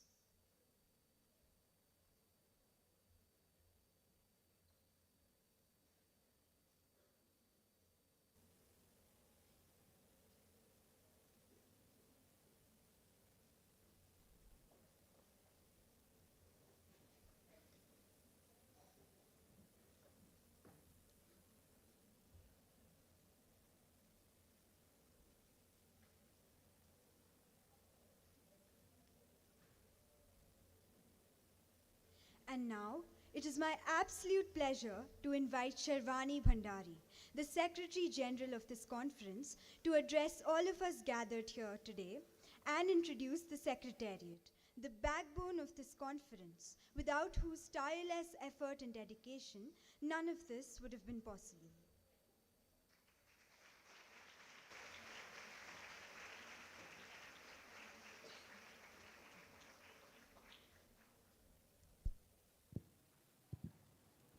Honorable guests, respected faculty, and my fellow delegates.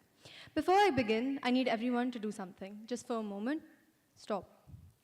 No talking, no movement, just silence. Feels strange, doesn't it? A room full of people, and yet nothing is happening. No decisions, no conflict, no power being exercised, but that silence is about to disappear. Because in the next few days, this room will not stay quiet. It will echo with thoughts that challenge, decisions that divide, and times that call upon courage. And every single one of those moments will begin with you at the forefront. The world doesn't stay still, so I call upon you to grow with it. Power shifts. It moves between hands, between systems, between generations. And if you pay attention, you can feel it happening right now. Delegates, I want to leave you with one last thought. But before that, I must ask, what is diplomacy? Is it sitting in a room arguing for what's best for oneself? Is it the way to survive in a world that's fixated on the notion to kill or to be killed? Or is it the way we forge a path forward in a society fractured by isolationism, falling apart as it seems because of cruelty, misuse of power, hatred? Has true diplomacy been the priority of our respective nations' leaders? Not too long ago, power looked very different. It belonged to empires that shaped borders from afar, to systems that decided outcomes before anyone in this room had a voice, to institutions that felt distant, almost untouchable. Because today, power doesn't sit in one place anymore. It moves through decisions made in rooms like this, through arguments that challenge what was once fixed, through voices that refuse to stay silent, and right now, you are standing exactly where that shift happens. Now, coming back to that one last thought I wanted to leave to all of you, vis omnium, power contested by all. Not power held, not power granted, power contested. Challenged and reclaimed, generation after generation, in the streets, in the halls of the parliament, and yes, in chambers just like this one. Being from Nepal, this resonates with me a lot. In September of 2025, the youth of Nepal took to the streets, not with weapons, but with phones, their voices, and their flags. What began as opposition to a government ban on 26 social media platforms rapidly evolved into a leaderless, decentralized movement against corruption, inequality, and the abuse of power. They call themselves Generation Z. The government called them a threat. History will call them exactly what they are, a generation that refused to be silenced. And they paid a devastating price in September 2025. Activists held demonstrations under the slogan, "Don't forget the blood of the martyrs." That is the Visomnium in its purest form. Now the burden falls upon our hands to carry that torch, leading me to ask everyone here, are you ready to carry that responsibility? Let me be honest with you, not the kind of honest that you find in press releases or in the carefully worded statements of leaders who have never once faced consequences. The kind of honest that this room and this world desperately needs. Our world is not well governed. It is not fairly governed, and in too many places, it is not governed at all. It is exploited. Lord Acton wrote it plainly over a century ago. Power tends to corrupt, and absolute power corrupts absolutely. We nodded, we quoted it, we framed it on our walls, and then we watched it happen again and again and again. We watched leaders construct entire political careers on the foundation of misinformation and walk free. From the Roman Empire to the Soviet Union, great civilizations have not fallen to outside enemies. They have collapsed under the weight of their own internal corruption. That is the true problem in today's society. That is what we are convening here for you to discuss. Not just these individual topics, but their effects on our individual countries, portfolios you've done the hat for the next 4 days, but these inbuilt faults in our society, an introspection into what is truly broken in our world and how we, as a youth, must work tirelessly to fix it. In the coming sessions, this conference will examine exactly what fractures this speech has named. The Futuristic Crisis Committee will ask who gets to live beyond this earth and who decides. The General Assembly will confront the brutal reality of rare earth mineral extraction and whose sovereignty actually matters when the ground beneath you is valuable enough. The Commission on the Status of Women will face down the quiet violence of traditionalist conservatism and what it costs women and marginalized communities every single day. The Security Council will wrestle with the rise of interventionism, the question of when a nation's border will become another's battlefield. The Office of Drugs and Crime will go to the intersection of narcotics and terror, where the war on drugs have long since become indistinguishable from the war on the poor. The ICJ will educate the Mexico-US gun trafficking crisis, a legal wound that bleeds on both sides of the wall. The All India Political Parties meet will examine whether India's own democratic machinery is fit for purpose. The Historical Crisis Committee will take us back to 1947, to a partition that scarred the subcontinent and whose faults we still feel today. And every single one of these topics is a study in vis omnium. Who holds power, who is crushed by power, and who contests it. The question before you, delegates, is not whether the world is broken. The question is, what kind of person will you be inside this room when this problem gets fixed?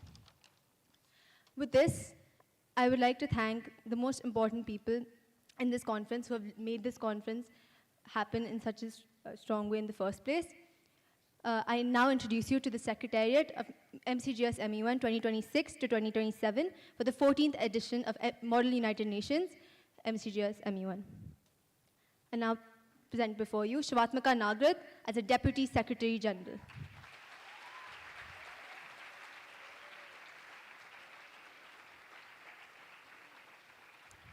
Aditi Upadhyay as the Director General.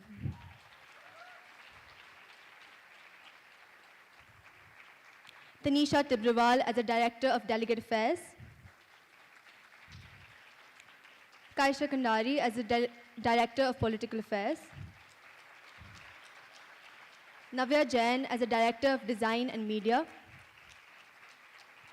Tamanna Kohli as the Director of Information Technology, Amreen Kaur Dhaliwal as the Director of Hospitality and Management, and lastly, Sanvi Mathur as the Director of Hospitality and Management.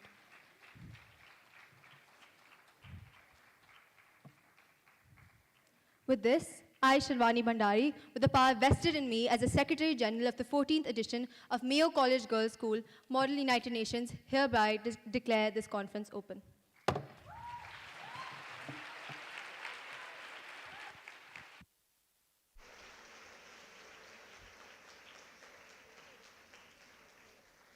Thank you, Sharwani. We now request the Secretariat to take their seats in the audience.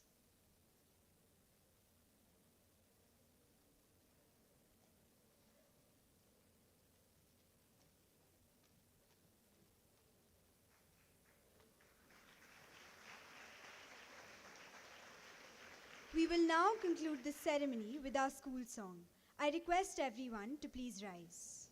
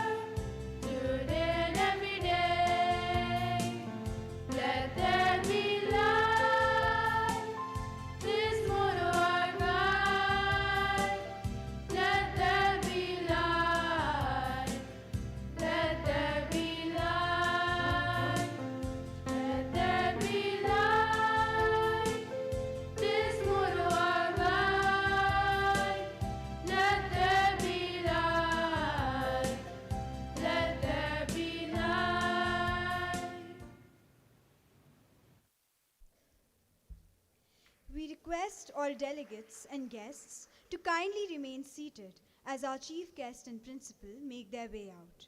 Thank you all once again for being a part of this momentous occasion. We wish every single delegate the very best. May your voices be heard and may your ideas change the world.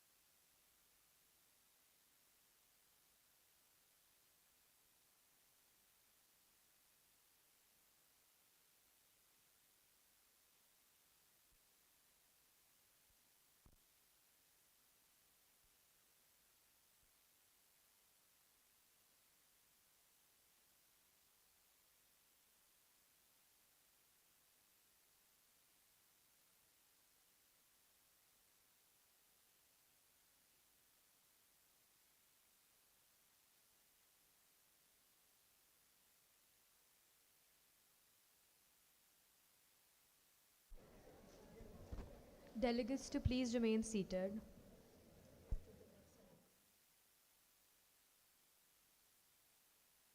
Until the next announcement is made, the delegates to remain seated.